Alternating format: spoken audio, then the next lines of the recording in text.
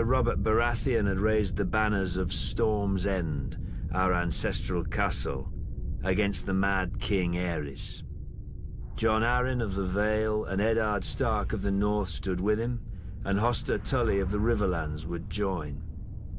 But their lands were far from ours, and separated by the combined strength of the West, the Reach, and King's Landing itself. Even Robert's own lords were against him. It was the hardest choice I've ever made. My brother or my king. Blood or honor. Aerys ruled by right of all the laws in Westeros. Everyone knew the price of defiance, but there are deeper, older laws. The younger brother bows before the elder. I followed Robert.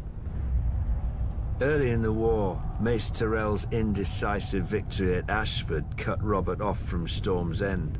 Instead of pursuing Robert and risking his record, Mace Tyrell turned east and laid siege to our home. His vast army and navy encircled us and prevented any resupply by land or sea. If a wagon tried to reach us, it was burnt. If a ship tried to land, it was sunk. We were locked in Storm's End to starve, but Robert commanded me to hold the castle no matter the cost. He could ill afford to lose his ancient seat, which had never fallen.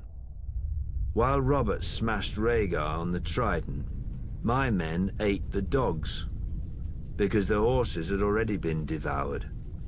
While the Lannisters sacked King's Landing, we ate the rats. If the smuggler Davos had not slipped through the Tyrell blockade with his onions, we'd have eaten our own dead. But I held the castle until Lord Eddard remembered us and marched to lift the siege. The Tyrells didn't even put up a fight.